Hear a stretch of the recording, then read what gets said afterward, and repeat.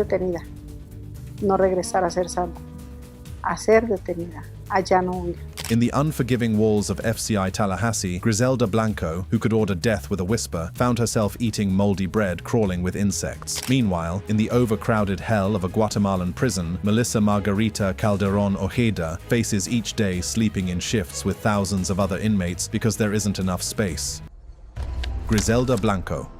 Griselda Blanco, known as the Godmother, was a pioneer who carved out her cocaine empire during the 1970s and 1980s when female cartel bosses were unthinkable. She commanded operations from Colombia to Miami, moving hundreds of millions in cocaine and ordering hundreds of murders throughout her career. Her reputation for violence was legendary, with law enforcement officials crediting her with orchestrating some of the most brutal executions in drug trafficking history, including the infamous motorcycle assassinations that became her signature calling card. But even the most powerful queens eventually fall, and Blanco's descent began in the 1980s when mounting pressure from law enforcement finally caught up with her operations. After years of cat-and-mouse games with authorities, she was eventually captured and sentenced to serve time in the American federal prison system, a fate that would strip away every vestige of the power and fear she had commanded for decades. Blanco served time at FCI Tallahassee, Florida, USA, until her release and deportation in 2004. Her experience behind bars painted a disturbing picture of institutional failure that would become familiar in our exploration of female cartel bosses' prison experiences. The reality of her incarceration was far from the comfortable retirement some might imagine for a wealthy criminal with international connections. The conditions at FCI Tallahassee during Blanco's incarceration were nothing short of appalling, representing a stark fall from the luxury and power she had once known. FCI Tallahassee has been reported to have poor food service, including moldy bread and rodent droppings, and issues with sexual abuse by staff, as highlighted in a 2023 report by the U.S. Office of Inspector General. Imagine going from commanding armies of sicarios and living in opulent mansions to discovering insects crawling through your food and fearing for your safety from the very guards meant to protect you. The psychological impact on someone who had wielded absolute power for decades cannot be understated. Blanco had spent years as someone who could order death with a whisper, who commanded respect through fear, and who lived at the apex of criminal society. To suddenly find herself at the mercy of a system that treated her with complete indifference, where her past influence meant nothing and her basic human needs were barely met, must have been psychological torture no amount of previous violence could have prepared her for. What makes Blanco's story particularly tragic is the irony of her situation. Here was a woman who had built her empire partly by exploiting the vulnerabilities of others, who had shown little mercy to her enemies, yet she found herself completely vulnerable to a system that showed her the same lack of mercy she had demonstrated throughout her criminal career. The food poisoning risk, the potential for abuse by staff, and the general atmosphere of neglect created an environment where survival became a daily struggle for someone who had once been untouchable. Her eventual release and deportation in 2004 marked not victory, but the final chapter of a woman whose pursuit of power led to complete powerlessness. While Blanco at least gained notoriety for her suffering, our next subject would discover that obscurity in the American prison system could be an even crueler fate.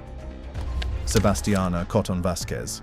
Moving deeper into our exploration of fallen female cartel leaders, we encounter the story of Sebastiana Cotton Vasquez, a name that might not ring as loudly in popular culture as Griselda Blanco, but whose tragic fate in the American prison system reveals the same systematic failures and human rights violations that plague incarcerated women across the federal system. Sebastiana Cotton Vasquez operated in the shadows of international drug trafficking, building networks and moving product across borders with the same ruthless efficiency that characterized her more famous counterparts. Her operations, while perhaps not reaching the scale of some cartel leaders, were significant enough to attract the attention of international law enforcement agencies and ultimately lead to her extradition to the United States, where she would face the full weight of American justice. Cotton Vasquez served time in a U.S. federal prison after extradition, likely in Florida, and was released in 2019. The decade plus that she spent behind bars represents a period of profound transformation, not the kind of transformation that rehabilitation programs promise, but the grinding, soul-crushing transformation of being forgotten while trapped in a system that views inmates as numbers rather than human beings. What makes Cotton Vasquez's story particularly heartbreaking is the silence surrounding her experience. While high-profile cases like Griselda Blanco receive some media attention and public scrutiny, figures like Cotton Vasquez disappear into the federal prison machinery, their suffering largely invisible to the outside world. This invisibility is perhaps the cruelest punishment, to be forgotten while serving time in conditions that would shock the public cardiac if widely known. No specific details are available about her treatment, but U.S. federal prisons, including those in Florida, have faced criticism for overcrowding, inadequate healthcare, and staff misconduct. This lack of information speaks to a system so vast and bureaucratic that individual suffering becomes lost in the shuffle, where women like Cartel Vasquez can serve years behind bars without their experiences ever being documented or acknowledged. For someone like Cartel Vasquez, who had operated with the freedom and power that comes with running criminal enterprises, the sudden, complete loss of autonomy must have been devastating. Every aspect of daily life becomes controlled by institutional rules and correctional officer whims. The psychological adjustment required often breaks people once considered unbreakable. Perhaps most tragically, Cartel Vasquez's 2019 release marked not punishment's end, but the beginning of new limbo. After years adapted to rigid prison structure, former inmates struggle to readjust to free society's complexities. The skills that made her successful in the criminal world, the ability to command respect through fear, to make life and death decisions quickly, to operate outside legal boundaries, became not just useless, but actively harmful in trying to build a legitimate life. Her story represents the thousands of women who pass through the federal prison system each year, serving their sentences in relative anonymity while facing the same systemic problems that plague institutions across the country. The lack of attention paid to these cases doesn't make the suffering any less real. It just makes it easier for society to ignore the human cost of mass incarceration. But if Cartel Vasquez disappeared into federal custody anonymity, our next case shows how even cartel royalty cannot escape American prison life's brutal realities.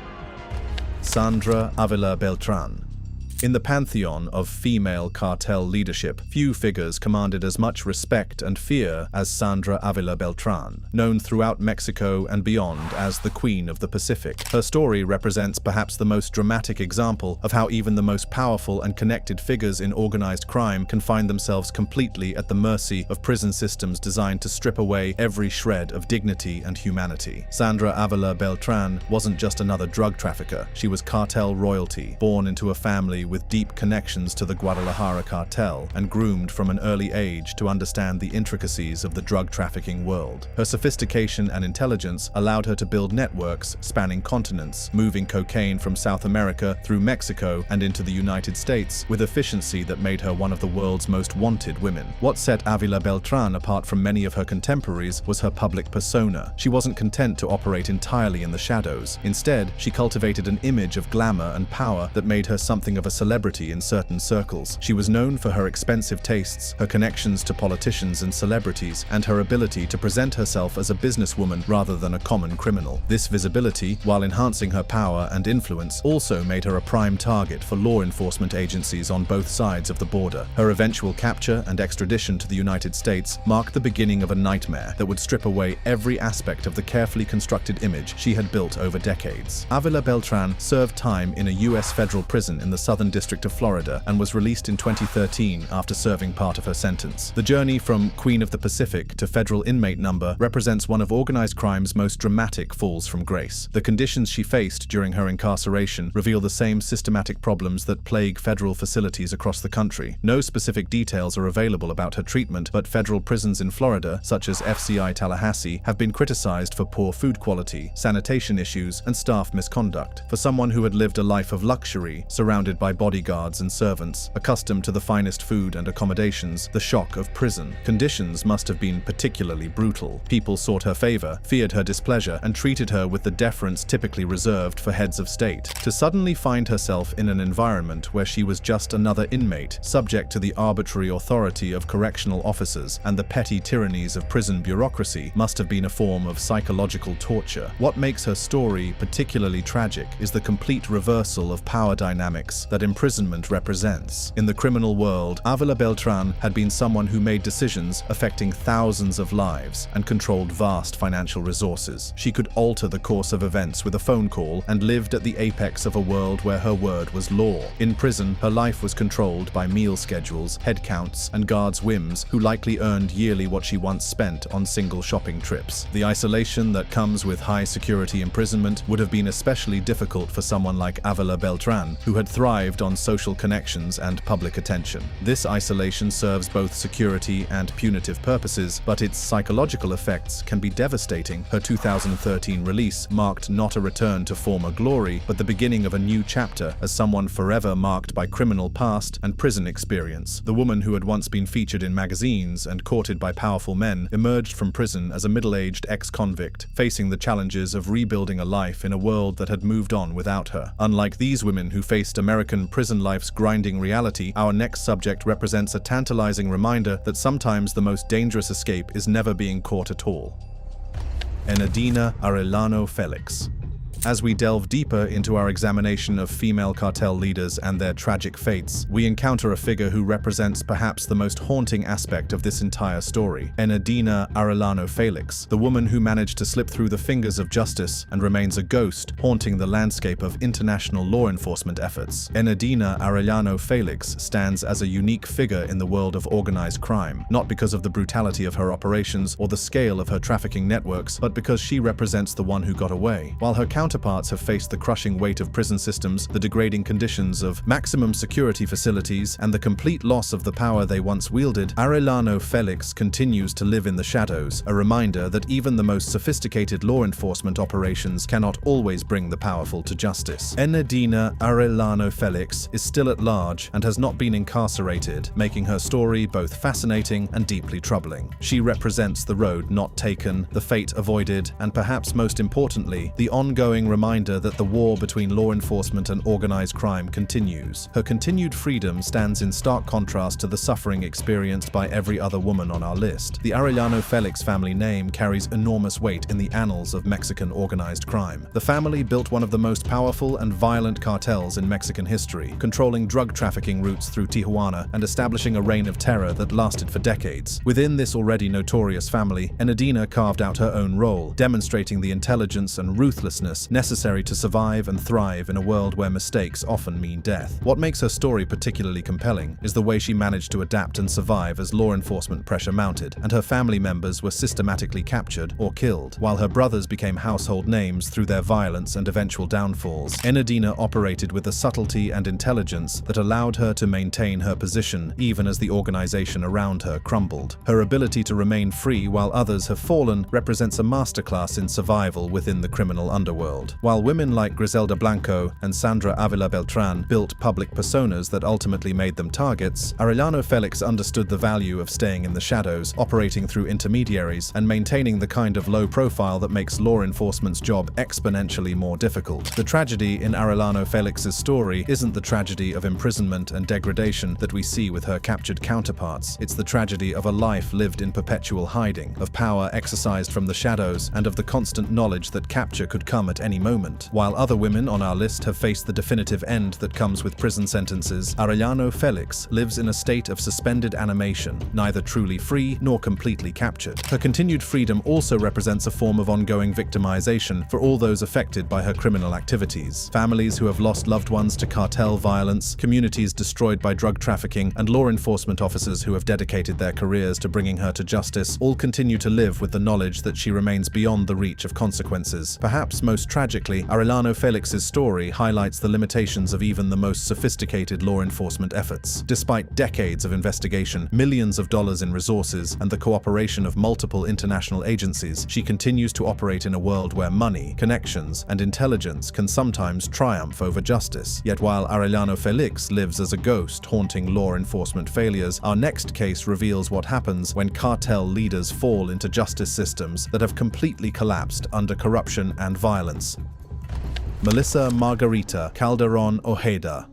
Melissa Margarita Calderon Ojeda's story represents the absolute worst-case scenario for female cartel leaders trapped in Central American prison systems that have collapsed under corruption, violence, and systematic neglect. Calderon Ojeda is serving a 94-year sentence in a Guatemalan prison since her arrest in 2015, a sentence so lengthy it effectively represents a death sentence for a woman who will never see freedom again. This sentence length reflects both her crime's severity and Central American justice system's unfair unforgiving nature. Guatemalan prisons are known for overcrowding, poor sanitation, and high levels of violence, conditions transforming incarceration from punishment into daily survival struggles. Human Rights Watch reports read like modern hell descents, where basic human dignity becomes luxury few inmates can afford. Overcrowding has reached crisis levels defying comprehension. Facilities designed for hundreds now contain thousands, creating living conditions violating every international humane treatment standard. Inmates sleep in shifts because there isn't enough floor space for everyone to lie down simultaneously. For Calderon Ojeda, who once commanded criminal underworld respect and fear, current reality represents complete inversion of everything she once knew. Where she once made decisions affecting thousands and controlled significant financial resources, she now finds herself at prison gangs' mercy, corrupt guards and systems viewing inmates as less than human. Poor sanitation creates health hazards unimaginable in developed countries. Inmates face constant disease outbreak risks, infections and illnesses going untreated due to prison medical systems' complete inadequacy. For a woman serving 94 years, these health risks represent not just temporary suffering, but long-term death sentences delivered through systematic neglect. Her case represents the absolute nadir of what can happen to female cartel leaders trapped in failed prison systems. While American facility counterparts face their own suffering forms, none face Central American prisons' complete civilization breakdown. Where Calderon Ojeda faces living hell in Guatemala, our next subject experienced different torment, the crushing weight of serving decades in American custody only to face exile as reward. Digna Azucena Valle. Digna Azucena Valle's story represents one of the modern drug war's most psychologically devastating aspects, serving time in American prisons only to face deportation and uncertain futures in countries that may no longer feel like home. Valle served a 22-year sentence in a U.S. federal prison and was released in 2018, but was immediately detained by ICE for deportation. This sequence, serving over 2 decades behind bars only to be thrust into immigration detention, represents double jeopardy compounding long-term incarceration's psychological trauma, with being sent to face unknown consequences in another country. 22 years represents significant human life portions, enough time for children to grow into adults, for technological revolutions to reshape society, and for entire communities to change beyond recognition. For someone serving such lengthy sentences, emerging worlds are fundamentally different from those left behind. No specific details are available about her prison conditions, but U.S. federal prisons, particularly those for female inmates, have been criticized for inadequate healthcare, overcrowding, and staff misconduct. 2 decades navigating these conditions would have required extraordinary psychological resilience, particularly for someone facing additional stress knowing deportation awaited the sentence's end. The psychological impact of serving such lengthy sentences while knowing freedom would actually mean exile cannot be understated. While other inmates could maintain hope of returning to familiar communities and rebuilding family and friend relationships, Valle faced knowledge that her release would represent another imprisonment form. Her ICE detention following release represents the final insult in a system designed to extract maximum punishment for criminal behavior. After spending over 2 decades paying her debt to society, Valle found herself immediately thrust into another detention form, facing deportation to a country where she might have few remaining connections. But while Valle at least survived her ordeal to face uncertain futures, our next case shows how some cartel world women conclude that death in battle is preferable to life behind bars. Maria Guadalupe Lopez Esquivel.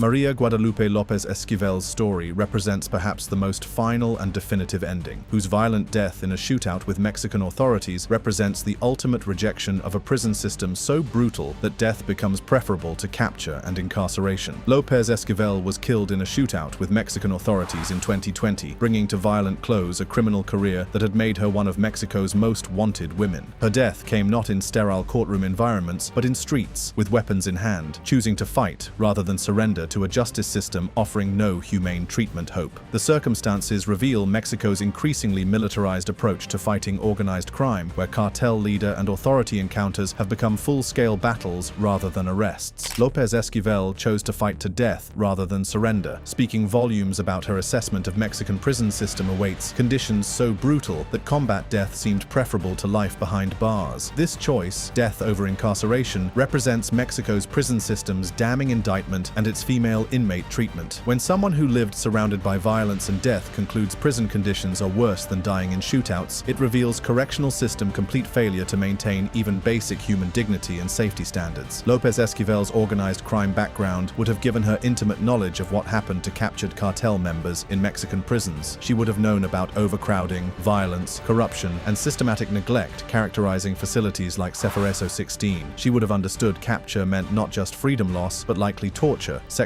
abuse, and eventual death in conditions designed to break even strongest spirits. Her death represents twisted liberation, freedom from decades prospect in conditions stripping away every human dignity vestige. While death is typically seen as ultimate punishment, in Mexico's prison system context, it can sometimes appear as more merciful option. If Lopez Esquivel chose death over capture, our next subject made opposite choices repeatedly, only to discover the system's patience for escape attempts has definite limits. Marixa Lemus Perez.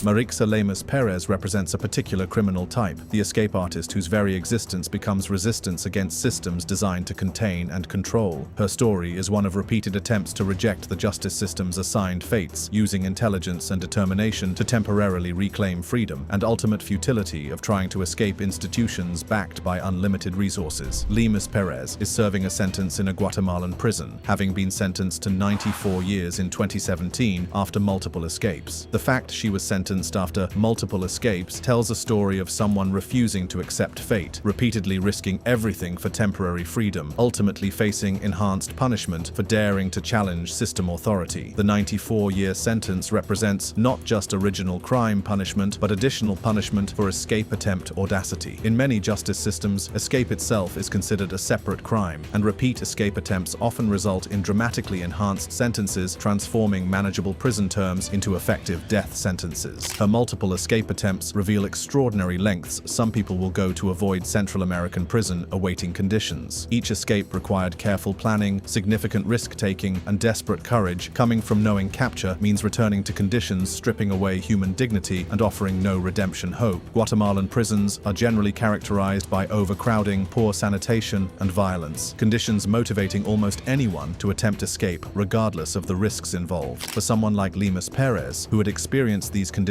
firsthand, spending decades prospecting in such an environment would have provided powerful motivation to risk everything for even temporary freedom. Her enhanced 94-year sentence represents system vengeance against someone who dared challenge its authority. This sentence guarantees she will die in custody, transforming what began as punishment into slow-motion execution carried out through systematic neglect and abuse. While Lemus Perez fought the system through escape attempts, our next subject represents these tragedies' modern continuation, currently experiencing the same systematic failures plaguing female inmates for decades. Luz Irene Fajardo Campos. Luz Irene Fajardo Campos, whose recent sentencing represents American federal prison system's systematic failures continuation, serves as a reminder that these tragedies are not historical artifacts, but ongoing realities playing out across United States facilities. Fajardo Campos is serving a 22-year sentence in a U.S. federal prison since her sentencing in 2021. Her sentencing's relatively recent nature means she is currently experiencing federal incarceration harsh realities we have documented, making her story particularly relevant to understanding these institutional failures' ongoing nature. The 22-year sentence represents significant human life portions, enough time for children to grow into adults and for technological and social changes to transform society. For someone beginning such a sentence in 2021, early 2040s release prospect must seem almost incomprehensibly distant. No specific details are available about her current conditions, but U.S. federal prisons for female inmates have been criticized for inadequate healthcare, overcrowding, and staff misconduct. The fact she is experiencing these conditions right now adds immediacy to her suffering that makes her story particularly compelling and tragic. Healthcare inadequacies plaguing federal women's prisons mean Fajardo Campos faces spending over 2 decades with limited proper medical care access. Any health conditions developing during incarceration may go untreated, potentially creating long-term consequences affecting her for life, assuming she survives her sentence. Her situation becomes even more tragic when considered in the ongoing failures context most we have documented. She is currently experiencing the same systematic dehumanization, institutional neglect, and deliberate indifference to human suffering characterizing female cartel boss treatment for decades. Her story's real-time unfolding adds urgency to broader justice, punishment, and human dignity questions. While we can look back at cases like Griselda Blanco's with historical distance detachment, Fajardo Campos's suffering is immediate and ongoing. But if prison represents one ultimate punishment form, our final case reveals that for some cartel world women, there are fates far worse than even the most brutal incarceration. Jocelyn Alejandra Niño. Our exploration concludes with perhaps the most brutal and final story, Jocelyn Alejandra Niño, whose horrific murder represents not just ultimate silencing, but stark reminder of violence permeating every cartel world aspect, extending even to those who once wielded significant organizational power. Niño was killed in 2015, dismembered and found in a cooler, an execution method so brutal and dehumanizing that it defies comprehension and serves as stark reminder of absolute barbarity characterizing cartel violence. Her murder specifically dismemberment, body parts disposal in a cooler like discarded meat, represent dehumanization levels stripping away not just life, but dignity, identity, and humanity itself. Her murder significance extends far beyond simple death. The chosen execution method was clearly intended to send messages, not just to her, but to others who might consider challenging cartel authority. The dismemberment and cooler disposal represents symbolic violence designed to terrorize anyone considering following similar paths. Her story forces us to reconsider whether prison represents punishment or protection for female cartel leaders. While we have documented prison condition horrors, Niño's murder brutal reality suggests that for some cartel world women, incarceration might actually represent safer options. The timing of her 2015 murder during intense Mexican cartel warfare period places her death in broader territory and control struggle contexts, claiming thousands of lives. Her murder was not an isolated incident, but part of larger violence patterns consuming entire Mexico and Central America regions. Her disposal speaks to particular cruelty cartel organizations reserved for those they consider traitors or threats. This violence level goes beyond simple execution. It represents attempts to erase people entirely, reducing them to nothing more than discarded body parts, disposable like garbage. Her murder represents the ultimate silencing form, not just preventing her from testifying or cooperating with authorities, but eliminating any possibility her knowledge and experience could ever be used against killers. In worlds where information is often more valuable than money, someone with insider knowledge complete elimination represents both revenge and practical security measures. Thanks for watching. Check out other cards on the screen.